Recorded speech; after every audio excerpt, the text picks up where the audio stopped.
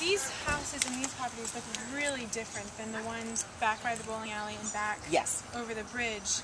And like on the map, I think they're in the same area on the map, but I guess how are the two, how do people living in these homes differ from the people living across the bridge or in the bowling alley? Yes. They don't... I could not find the survey that I had previously used before, in which basically 70% of the residents on the west side of the train tracks are homeowners. 70% of the residents on the east side of the train tracks are renters. And not to say that renters and homeowners don't care the same about their properties, that's not really it. A lot of it is who owns the property. And so we have a lot more absentee landlords on that side. They buy a property, as long as it's paying rent, they get their Section 8, they don't really care. And so, you know, they're not keeping up the properties, you know, they're concreting them over, they don't want grass, you know, so that's a lot of the dynamic, but really it's the ownership, I think, in the communities. And there is a measure of, there is a different way renters view their neighborhoods and owners, and as a matter of fact, I did doing some John with some students from the University of Maryland, and a lot of the seniors here, they took a survey, and one of the questions was, you know, sort of what do you think is a major challenge, you know, are the major challenges in your neighborhood? And I think the students were pretty surprised because they'd all thought they'd hear trash and drugs. And a lot of the folks that they talked to, mostly older folks who've been here 40, 50 years, owners, and their answer was, well, we have to find a way to get renters to care and love our neighborhood, care for and love our neighborhood the same way we do.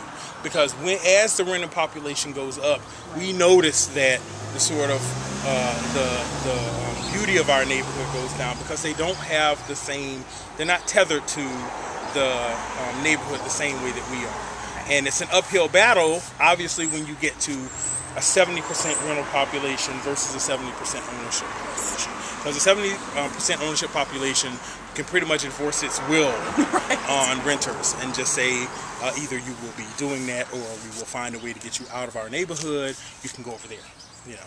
And so it's which doesn't help that area. No. But it's a clear. There's some fairly clear sort of reasons why you look on one side, and that's why this I think is an excellent walk because you get to see they are a block apart. Yeah. And worlds, you know.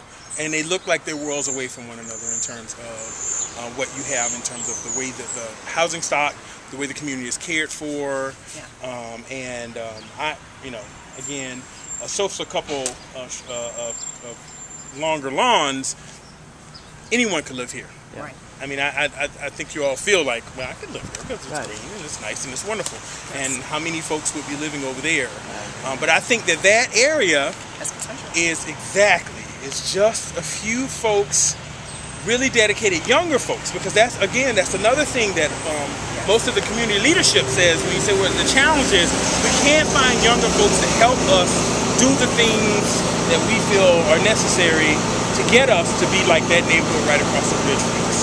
And so when folks, and it's a young guy in your class, I said that the neighbors in the neighborhoods would probably fear, you know, gentrification. No, they would welcome it because they would see it as an opportunity to get the energy they need in their neighborhood to get a lot of the things done. And it's just the fear of not knowing how to manage gentrification as opposed to fearing that, you know, folks looking different is going to, you know, destroy a neighborhood. I don't think that is at all the sentiment among a lot of the folks, especially homeowners. You know, they see value. They understand. One of the things I wanted to point out, and the area, I'd say in the half-mile radius of where we're standing, there are more than 6 churches, 5 public schools. There are child care facilities in this area because we have a lot of families in this area. There's a nursery school. At one time there was a mayor's kind of satellite office in this area as well. But today there are, you know, lots of social institutions and educational institutions right here in the community. So a lot of times, you know, when we talk about, you know, bringing back in that 25 to 44 group, largely those are the people who are having families and having children. So what are they doing? They're looking for good schools. You know, the schools are here, but what makes a good school? And really it's the time commitment and the investment by the communities, by the teachers, by the city, into making sure that the children do well. So, you know, a lot of the infrastructure and the framework for a livable, sustainable, vibrant community is already here, and it once was. It's just, how do we tap back into that? And that's one of the challenges we're facing. It's getting back to where it used to be. So we're gonna